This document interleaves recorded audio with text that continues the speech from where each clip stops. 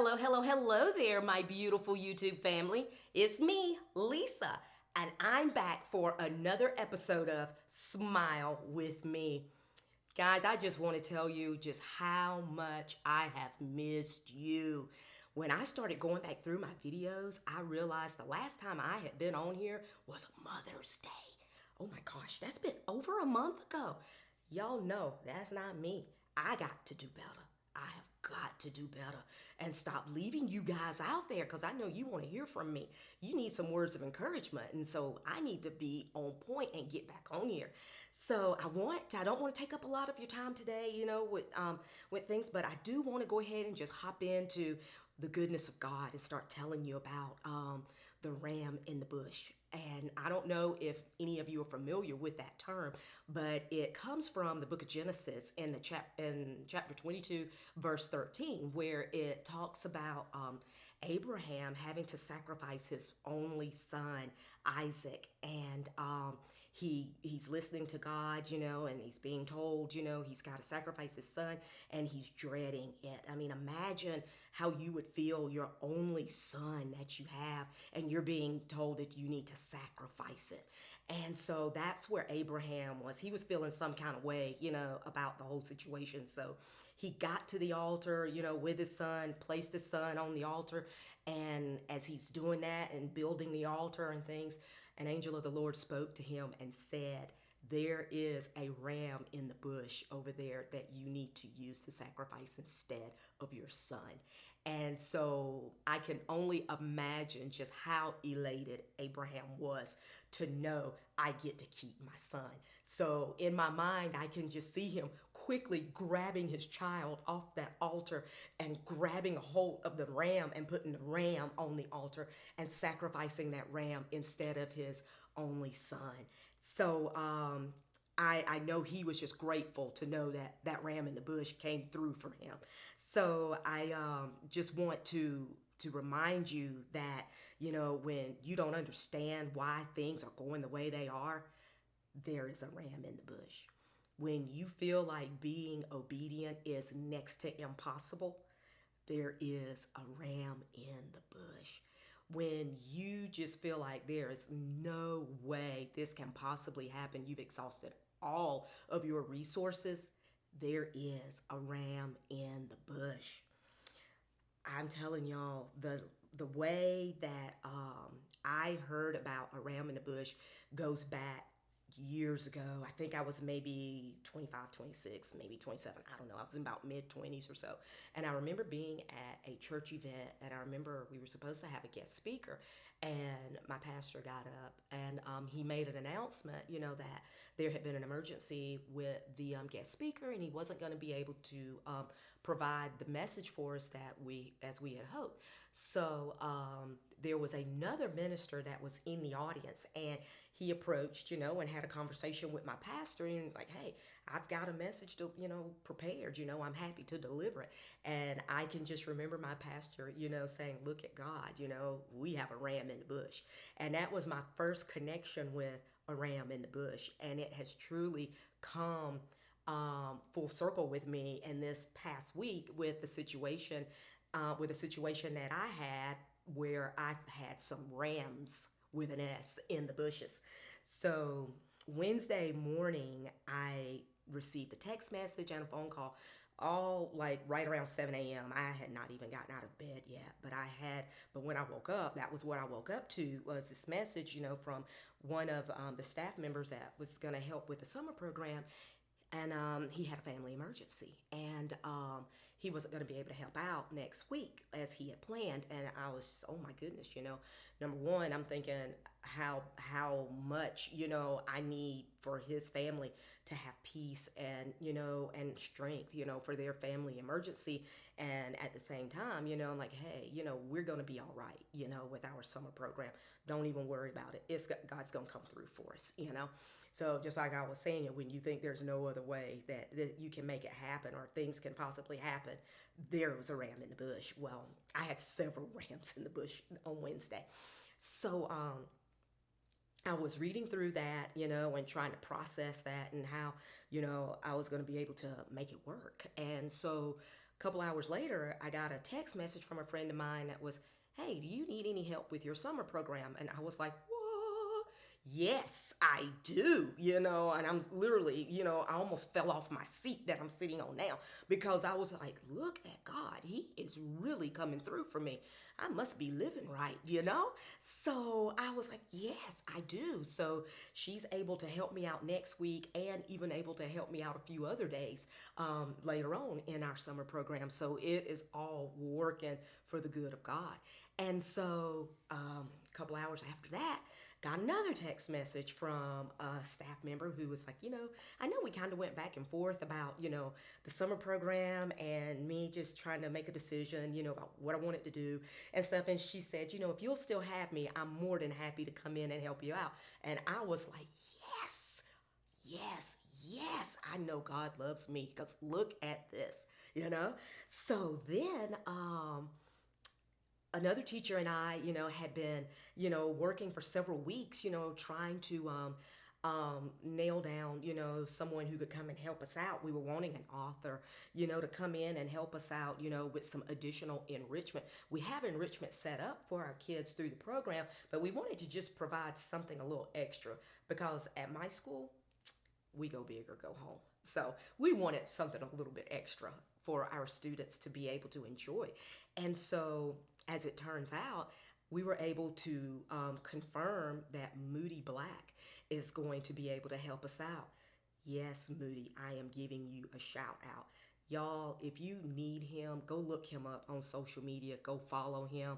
I am Moody Black, I believe is his name on social media. But I'm telling you, the expertise and the knowledge that comes with him is phenomenal. If you've ever had an opportunity to go see, or if you ever get an opportunity to go hear him speak, like at a spoken word event and stuff, I encourage you to go see him. But yeah, he is coming through for us, and so y'all can only imagine how this girl right here was feeling. I was like, yes, yes, yes, yes. I've heard of being on cloud nine. Y'all, I think I was on cloud 14 because it was like everything just started falling into place. Boom, boom, boom, boom, boom. And I was like, yeah, this is good stuff. So just grateful for my Dream Team 2022. Every year when I do a summer program, I have a dream team that works with me. And it's a dream team for that particular year. And so the dream team I have this year is Dream Team 2022. And they have worked so well together and have been so cooperative. And they have just come together so well. It's a family of us. And we have just come together so well to be able to do what is right for our kids and do what's best for our kids and for their academics. And while at the same time, sticking in a little bit of fun over the summer.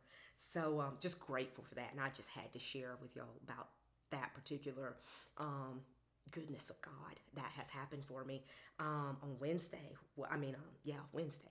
So I also had another situation, where I had, just been trying to wrap my head around, a particular situation, and stuff. And I was just, in constant conversation with God, just, what is it that I'm not seeing, with this situation? What is it that you're trying to show me? What do I need to learn from this, Because I feel like I never lose. I either win or I learn from it. And at the time, I felt like I was losing because I wasn't winning, and I for sure wasn't learning anything from it, And so I was just having those conversations with God, because I wanted to handle it correctly. I didn't want to get anxious, and make an angry decision about anything, So I was just wanting to make sure I was following the correct steps, and listening to what God was telling me. And so Tuesday night, I believe it was, I just said, you know what, God, here I am, and I'm just going to trust the process. I know I feel certain that everything happens for a reason. And I know that this has to be happening for a reason, that there's something that I'm going to gain from this. I just don't know what it is. And so I'm telling y'all, it was like and I'm even getting chills now just telling the story, but it was as if I had just this instant moment of peace that just came over me. I mean, it was just peace. I just felt good all of a sudden about I instantly went from feeling sad to feeling happy. And I was like, wow, that was fast, you know? So it was it was amazing to me. And so I'm like, yeah, God is good. He is so good. So let me tell you about my challenges that I've been doing. Since I haven't been on here since May, I think the last time I talked to you, I was telling you about the challenge I had in April, where every day my goal was to walk 13,000 steps a day. And in, I believe, my last video, I said that I had missed maybe 2 days, I think. Well, when I went back and actually did the math, I missed 3 days, but who's counting? I got in 13,000 steps, you know. So, gotta have a little bit of grace, you know, in there. So, for May, I started working on meal planning and portion control. So, because I was telling you about that, I'm trying to get off of 2 medications, and my doctor has told me that as long as I do the right things as far as diet and exercise, I can get off those medications. Well, I'm happy to report that I have not gotten off the medications completely, but we have reduced the milligrams for those medications by half. And so I'm like, score! Yes, this is good stuff. And I managed to lose 7.8 pounds in the process. Now, y'all, that may not seem like a lot to y'all and stuff, but I will take whatever however many pounds I can get off of me and stuff. So if you want to know more information about how I did it, I'm happy to fill you in. Just leave me some comments down in the comment section, and I'll let you know what I'm doing. So because I've been so pleased with the results of the May challenge, I carried it over to June. And so I'm doing the challenge again for June, and I am super excited, as you can tell, about what's going to happen, about the progress that I'm making. I'm just tickled with it. I also, I think I told you about my garden. I'm not real sure, but this morning I picked turnip greens out of my garden, and I could not be more happy. I cannot wait to cook them. I have 2 squash that are coming. My okra is kind of taking its sweet little time, coming on. And I have about 8 or 9, I've lost count now, of how many tomato plants that I have. And I think maybe all but 3 of them have tomatoes on them, and I'm excited. My cilantro, I've never been successful with cilantro, and I was hoping that this year would be my year for cilantro. It's not happening. I looked at it this morning and it was like, this ain't working. So I'm like, there goes my cilantro again. I guess I have to keep buying it in the grocery store. And what else do I have out there? Oh, I have some snap peas, and my snap peas have some peas on them, and my green beans have some green beans on them. So I am just excited, with all the new growth that is coming from my garden. But I'm telling you, a lot of this stuff is just happening so fast for me, and I am just excited about it. And because things are happening so fast, it reminded me of my mentor, Real Talk Kim, when she often talks about in Amos 9 and 13 how things are going to start happening suddenly, so fast that your head will spin. Well, I'm going to tell you, this past week has been a suddenly moment where my head has been like, whew, like, wow, this is great. I mean, just being at peace, having the summer program come together, my garden is jumping off, being able to reduce the milligrams of my medications and stuff. All of this has happened just this week, and I could not be more excited about all the good things that are going on. I know you got some good things going on in your life too, and I'd love to hear about it. So tell me about those down in the comment section, about some of the good things that are going on for you. Sunday, tomorrow, this is Saturday. Yeah, tomorrow, I've lost track of what day it is. Tomorrow is Father's Day. And I just want to say happy Father's Day to all of the fathers that are out there. A big shout out to you for having such a positive impact, for bringing just so much positive energy into your children's life. Even if you are considered like a father figure for someone who is not your biological child, I appreciate you because there's so many of us out there who need fathers. And I am just glad and grateful that you are out there doing the thing. I am so proud. I lost my dad about 8 years ago, and I grew up without him.